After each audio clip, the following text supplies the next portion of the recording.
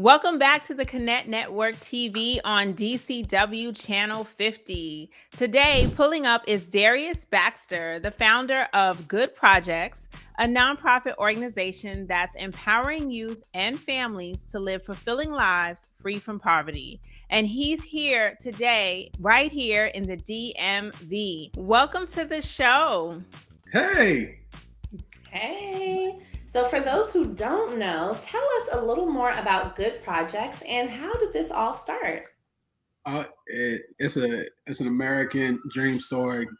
That's really why we're fighting every single day for the families that we support to help them achieve their version of it.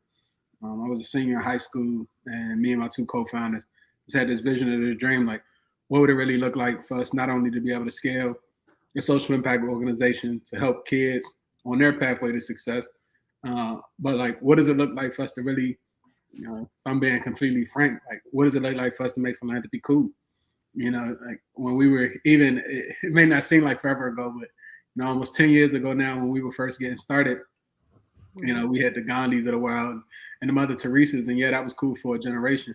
But we kind of saw the writing on the wall. You had a new generation of people that wanted to get involved in their communities that were coming up, and we were just trying to find like ways to engage them that were outside of sort of what we were seeing already in the space. Wow, that's so dope. Thank you. And you actually argue that poverty is a construct. Can you elaborate that on what you mean and how your organization is working to address this issue? Yeah, like at the end of the day, we're living here in Washington, D.C., we're living in the richest city in the richest country and the richest time in history. Yet we still have one of the most blaring poverty rates across the nation. And comparatively, one could say even across the world. And I think if anything, that doesn't prove that poverty is a decision that we make every single day. In the sense of like, we have a world where right here in the nation's capital, we have less than 60 square miles, less than 1 million people, billions and billions of dollars being spent every single year. But we have 30,000 kids that right here, right now, while we're having this conversation, that are living in poverty, that woke up this morning in poverty, that will go to sleep tonight in households that are marked by poverty. That is completely unacceptable to me, and it should be acceptable to an entire society, especially given all the resources that exist in the city. So when people hear me say stuff like poverty is a construct, by that I mean it's a decision that we make. Like all of the resources that we have swirling around in any given day here in the city, it's nothing you can do, it's nothing you can say to me as to why people should be living in poverty. It's a clear mismanagement. It's a clear like lack of effort in making sure that we're distributing resources, distributing equity in a way that everybody can be lifted up. And looking at DC as a microcosm for the rest of the country, what happens here in DC is a reflection of what this nation looks like.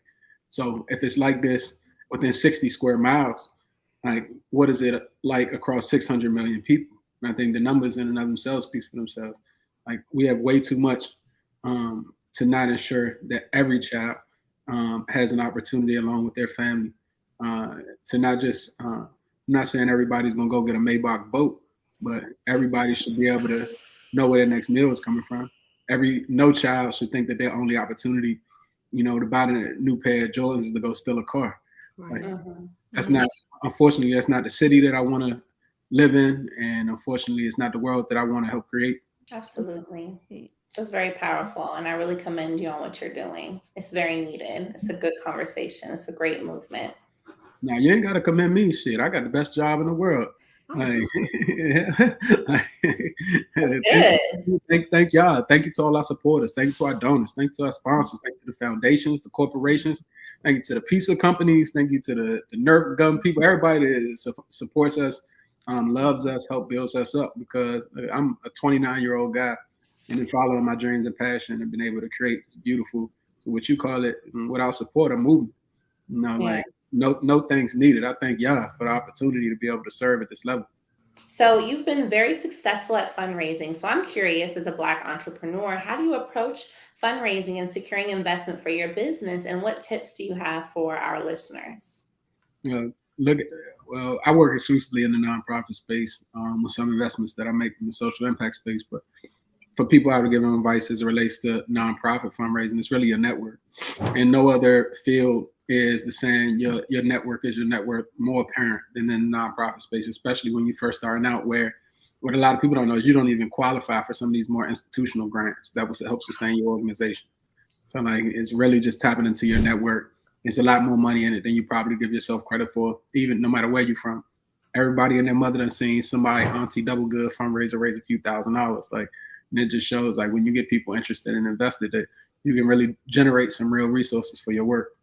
So I love that you highlight that, and your network is your net worth is such a powerful statement. So let's talk about it. What tips and strategies do you have for building a strong network and making meaningful connections, actually capitalizing where it's a win-win situation?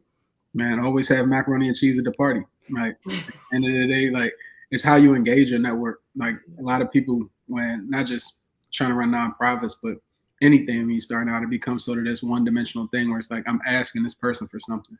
Whereas no, like, similar, y'all say thank me. No, I'm thanking y'all.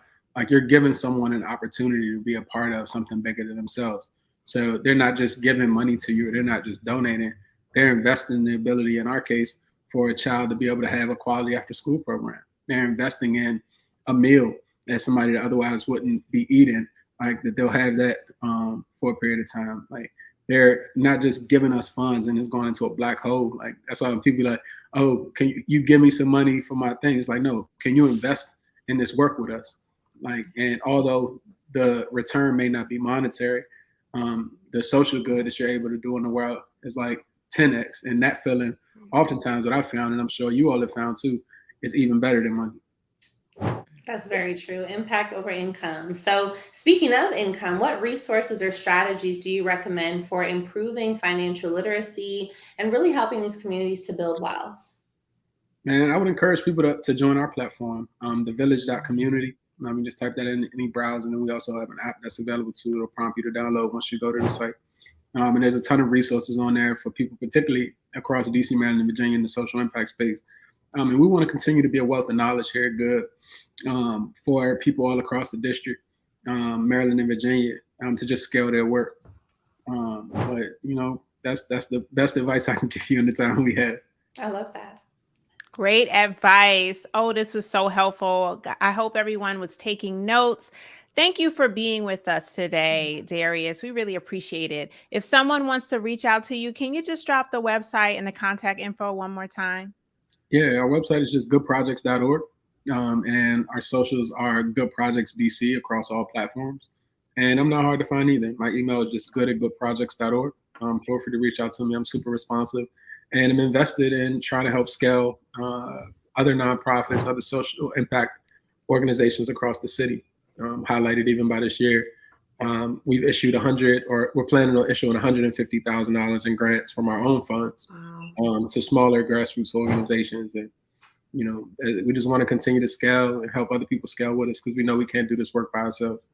Thank you so much, Darius. Just thank you for just bringing awareness to this issue and also being part of the solution. So good stuff, good stuff. That was a lot of information. So what are your takeaways today? Drop us a line at info@theconnectonline.com. We love to hear from you. Goodbye, Darius, and see you soon. See ya, for sure. Come to one of our events. We'd love to have you. Yes, absolutely. We can't wait. We love to get out and about. You're going to see more of us in your community. That's just a preview, okay? And so be sure to keep up with Darius on social, and for everything from investments to generational wealth or real estate, we've got you covered. So where can they find you, Ellie? Oh, well, you know, they can find me at Ellie Talks Money on all platforms. I cannot wait to connect with y'all. Yes. What about you, Aquania? Look, she's jumping right in. Go ahead. What about you, Aquania? Come on. Check me out on Instagram at The Purpose of Money, or my website, thepurposeofmoney.com, where I'm sharing wealth building strategies, tips, and my podcast, The Purpose of Money. Absolutely love it. And I am Terry Cowser. I'm on all platforms, Terry Cowser, but I'm most active on YouTube, Terry Cowser, the credit expert, and on Instagram. And remember, if you're ready to promote your brand and your business, you can do that right here with us on the DCW Channel 50 at theconnectonline.com. Just click Be on TV. Bye. Bye. See you next week. See you next week.